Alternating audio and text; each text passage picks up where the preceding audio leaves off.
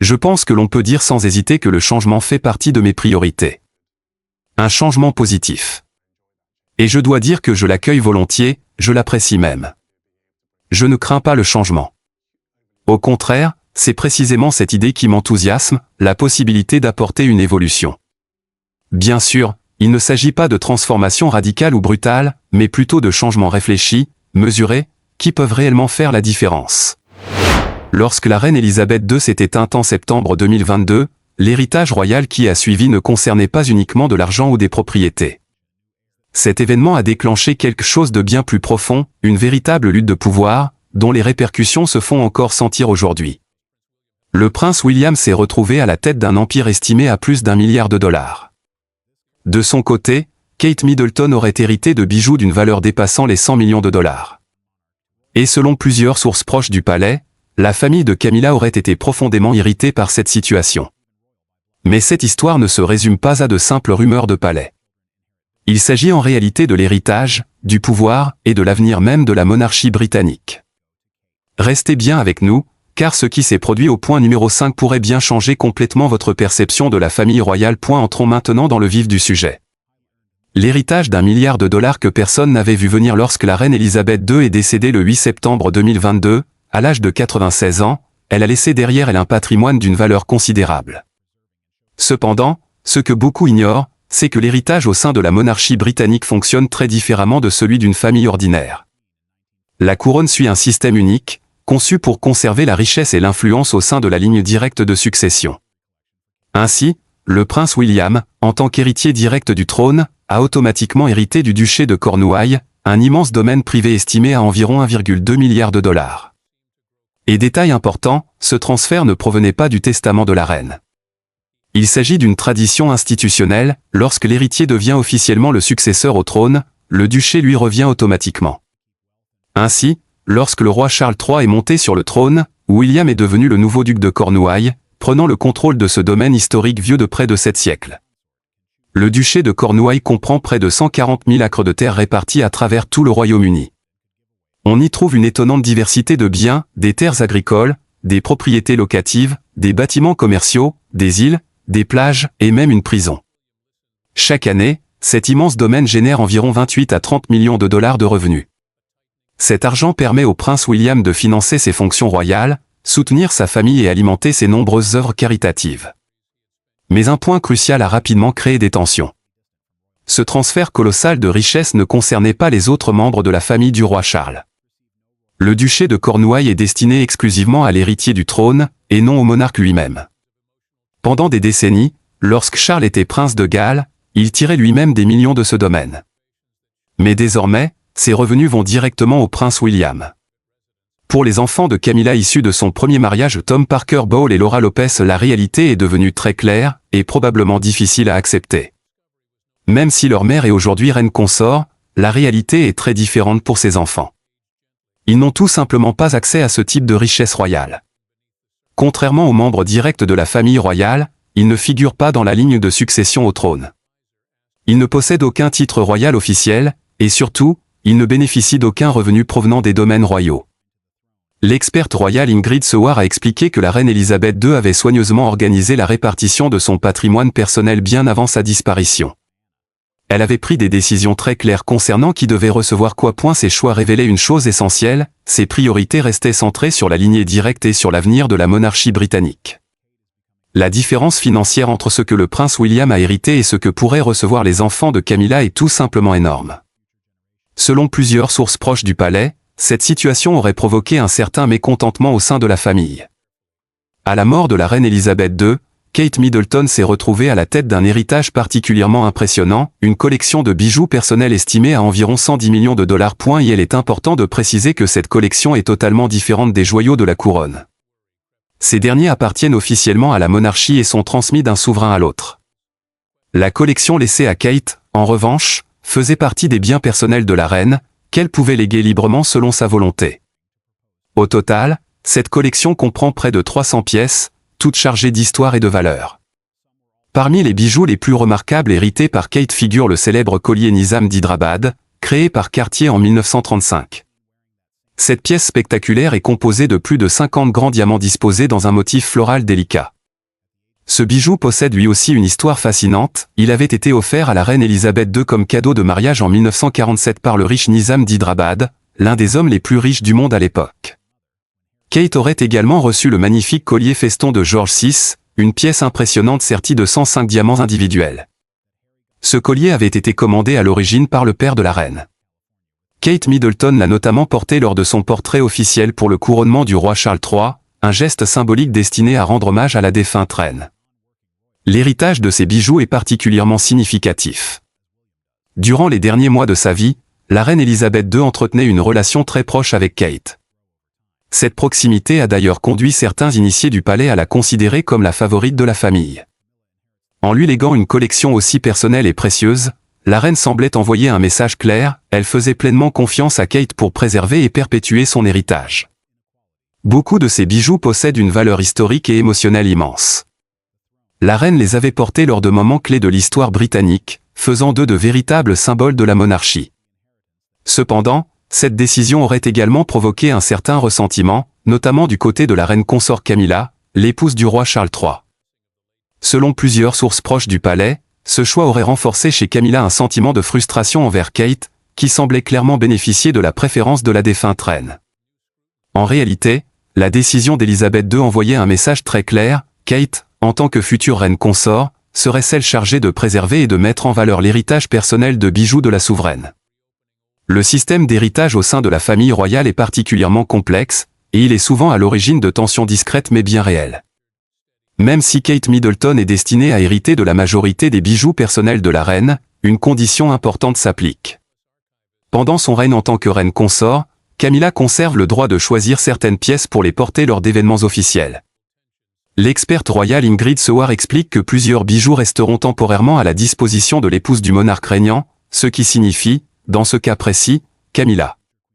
Autrement dit, même si ces pièces sont destinées à revenir un jour à Kate, Camilla peut encore les sélectionner et les porter lors de cérémonies officielles tant qu'elle occupe son rôle actuel. C'est une situation particulièrement délicate. Camilla peut profiter de ces bijoux exceptionnels, mais elle sait aussi qu'ils ne lui appartiennent pas réellement.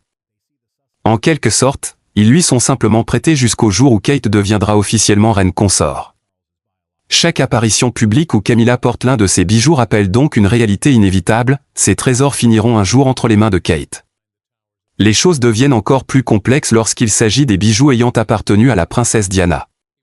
Après sa disparition tragique en 1997, une grande partie de ces bijoux a été intégrée à la collection royale.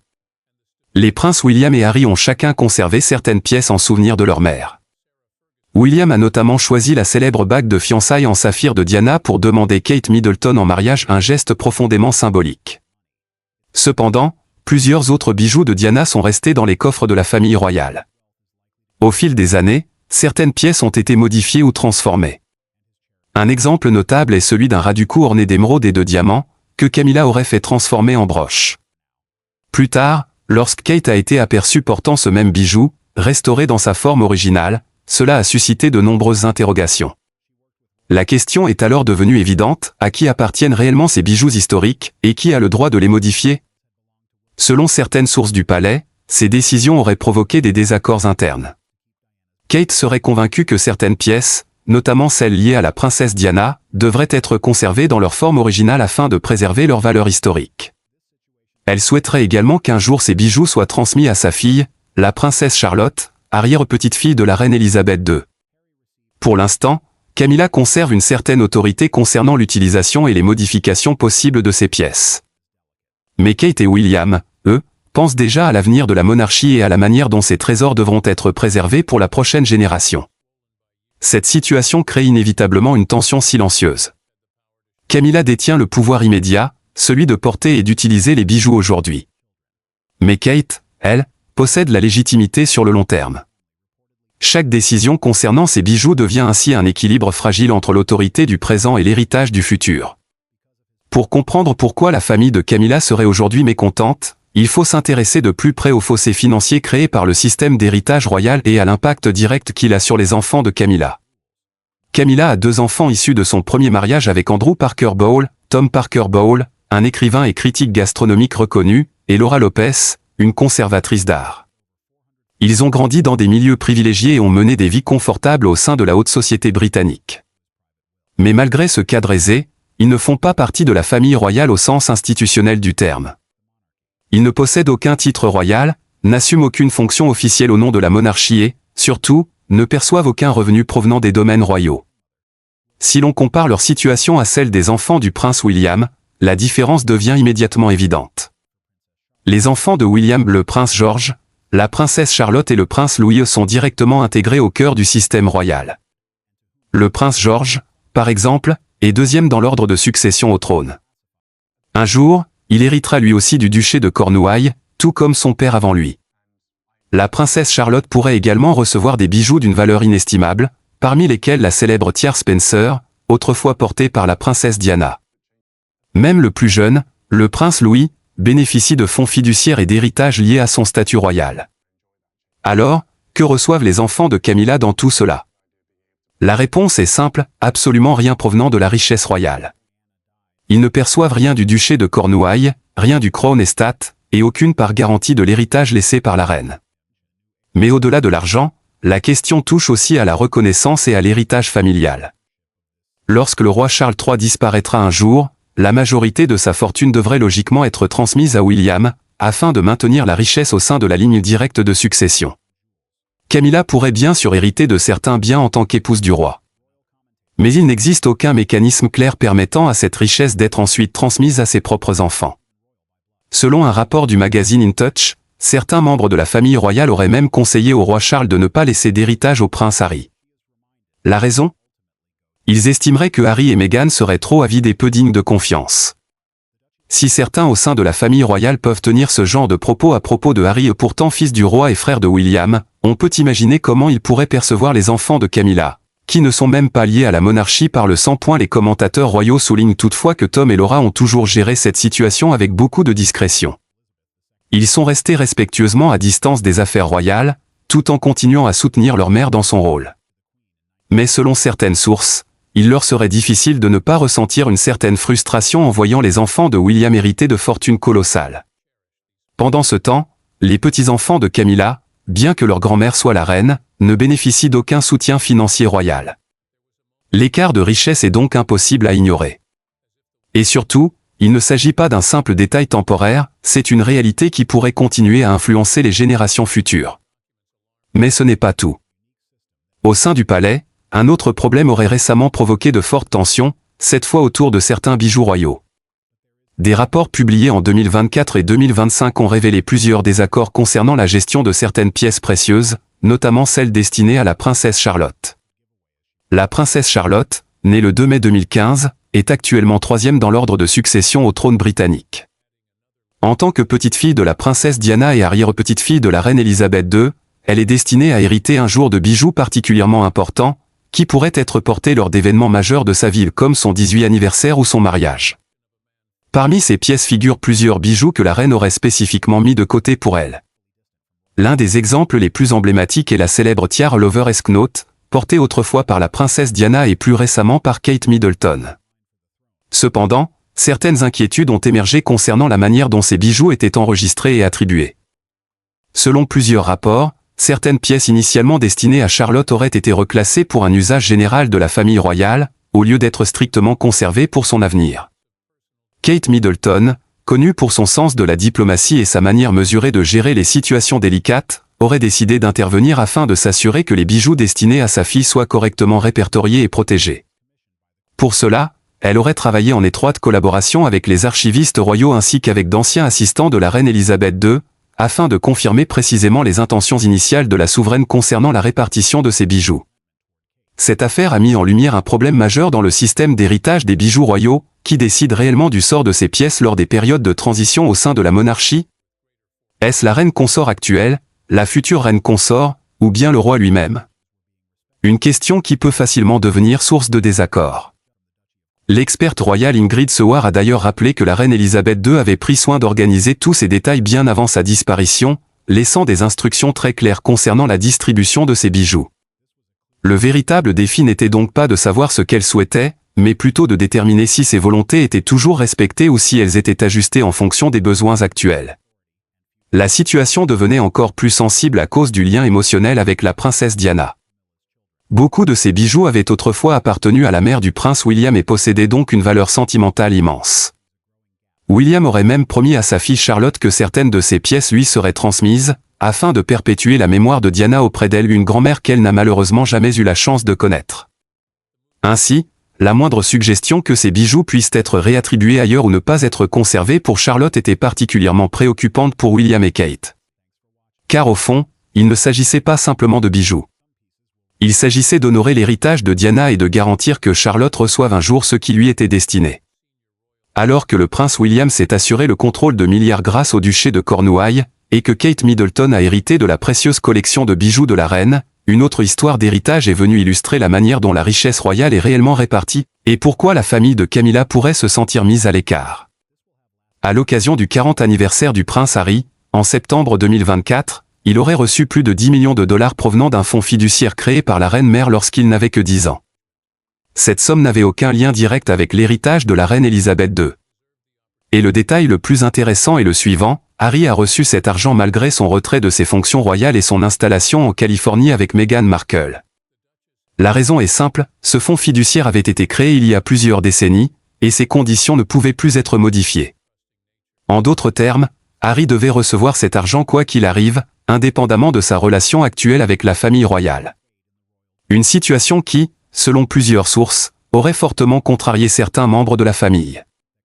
Selon plusieurs sources proches du palais, Camilla et le prince William auraient tous deux estimé que le prince Harry ne méritait pas réellement cet argent. Cette opinion serait liée aux nombreuses critiques publiques que Harry a adressées à la famille royale ces dernières années, son documentaire Netflix, ainsi que son autobiographie très controversée, Spare, dans laquelle il révèle des conversations privées familiales et formule plusieurs accusations à l'encontre de certains membres de la monarchie. Malgré tout, Harry a bel et bien reçu près de 10 millions de dollars. Pendant ce temps, les enfants de Camilla qui, selon plusieurs observateurs, ont toujours fait preuve de respect et de discrétion envers la monarchie ne recevront absolument rien de la richesse royale. Cette situation illustre parfaitement une réalité souvent méconnue: l'héritage royal repose avant tout sur les liens de sang et sur d'anciennes règles juridiques, et non sur la loyauté ou le comportement. Selon plusieurs rapports, Camilla et William feraient également pression sur le roi Charles afin qu'il ne laisse aucun autre héritage supplémentaire à Harry. Une source citée par le magazine In Touch aurait déclaré: Charles n'a aucune obligation de laisser quoi que ce soit à Harry, et Camilla comme William l'encourage à ne pas le faire. Il considère les Sussex comme des personnes avides de célébrité et peu dignes de confiance. Si certains membres de la famille royale peuvent tenir ce type de propos à propos de Harry, pourtant fils biologique du roi, le message implicite envoyé aux enfants de Camilla semble clair: ils ne doivent rien attendre du tout. La reine Elisabeth II avait également laissé environ 90 millions de dollars à ses 8 petits-enfants, mais cette somme n'a pas été répartie de manière égale. Harry a bien reçu sa part. Cependant, contrairement à William, qui bénéficie de revenus annuels considérables provenant du duché de Cornouailles, Harry ne reçoit aucun revenu régulier lié à la monarchie, puisqu'il n'exerce plus de fonctions royales officielles. Cette différence entre un héritage ponctuel et un revenu permanent crée un écart financier qui ne peut que s'agrandir avec le temps. Pour la famille de Camilla, cette répartition renforce l'idée que la richesse royale repose uniquement sur la lignée familiale, et non sur le mariage ou les relations personnelles. Les décisions prises après la disparition de la reine Elisabeth II vont influencer la manière dont la richesse de la famille royale sera répartie pendant de nombreuses années. Et pour la famille de Camilla, les conséquences pourraient être durables. Lorsque le roi Charles III disparaîtra un jour, le duché de Lancastre, estimé à environ 653 millions de dollars et générant plus de 27 millions de dollars de revenus par an, devrait être transmis à William. Quant à la fortune personnelle de Charles, estimée à plus de 440 millions de dollars avant même son accession au trône, est probablement bien plus importante aujourd'hui. Elle sera répartie selon son testament privé. En tant qu'épouse du roi, Camilla pourrait hériter de certains biens personnels, notamment certaines propriétés. Parmi elles pourraient figurer des domaines prestigieux comme le château de Balmoral ou encore le domaine de Sandringham, que la reine Elisabeth II avait elle-même hérité de son père. Cependant, même si Camilla héritait de ses propriétés, la tradition veut qu'après sa disparition ses biens reviennent à William, et non à ses propres enfants. Cela crée une dynamique très particulière: au fil des générations, l'écart de richesse entre les différentes branches de la famille risque de se creuser encore davantage. Le prince George héritera un jour du duché de Cornouailles. La princesse Charlotte devrait recevoir des bijoux d'une valeur exceptionnelle. Le prince Louis bénéficiera de fonds fiduciaires et d'une part de la fortune familiale. Mais les petits-enfants de Camilla, malgré le fait que leur grand-mère soit reine consort, n'hériteront d'aucune part de cette immense richesse royale. Le système n'est pas réellement équitable. Son objectif principal est de préserver la richesse de la monarchie au sein de la ligne directe de succession. À chaque génération, l'écart se creuse davantage entre ceux qui sont destinés à régner et ceux qui restent en dehors du cercle du pouvoir. Dans cette dynamique, le rôle de Kate Middleton devient particulièrement important. En tant que future reine consort, elle s'efforce de préserver à la fois l'héritage de la reine Elisabeth II et la mémoire de la princesse Diana. Les bijoux qu'elle reçoit, les pièces qu'elle protège pour la princesse Charlotte, ainsi que les relations qu'elle entretient au sein de la famille royale contribuent tous à consolider la richesse et l'influence au sein de sa propre lignée familiale. Selon plusieurs rapports, Kate serait d'ailleurs devenue de plus en plus proactive lorsqu'il s'agit de protéger l'héritage de ses enfants. Elle veillerait notamment à ce que chaque pièce, chaque bijou et chaque bien destiné à ses enfants soit correctement documenté et préservé pour les générations futures. En d'autres termes, Kate n'est pas simplement l'épouse du prince William. Elle joue désormais un rôle stratégique essentiel dans la protection et la transmission de la richesse royale à ses enfants. Pour la famille de Camilla, le message semble donc très clair. Même s'ils se trouvent à proximité du pouvoir tant que Camilla est reine consort, ils n'en seront jamais réellement les propriétaires. Le trône, les domaines royaux, les joyaux de la couronne et les duchés finiront tous par revenir à William, à Kate et à leurs enfants. L'héritage qui a permis à William de devenir milliardaire et à Kate de devenir la gardienne d'une collection de bijoux estimée à 110 millions de dollars ne s'est pas contenté de répartir la richesse. Il a également renforcé une hiérarchie très claire, laissant certains membres de la famille définitivement en dehors du système, indépendamment du mariage de leur mère avec le roi. C'est précisément ce mécanisme qui explique comment le prince William s'est retrouvé à la tête d'un empire d'1 milliard de dollars, comment Kate Middleton a obtenu la responsabilité des bijoux de la reine, et pourquoi la famille de Camilla serait aujourd'hui mécontente. Mais au fond, cette histoire dépasse largement la simple question de l'argent. Elle touche à des enjeux de pouvoir, d'héritage et à un système conçu pour préserver la richesse royale sur plusieurs générations. Alors, qu'en pensez-vous ? Pensez-vous que le système d'héritage royal devrait être plus équitable, ou estimez-vous que ce modèle est nécessaire pour protéger la stabilité de la monarchie ? Partagez votre opinion dans les commentaires. Si vous avez trouvé cette vidéo intéressante, n'oubliez pas de liker et de vous abonner pour découvrir davantage d'analyses sur la famille royale. Et surtout, ne manquez pas notre prochaine vidéo. Merci d'avoir regardé, et à très bientôt pour une nouvelle vidéo.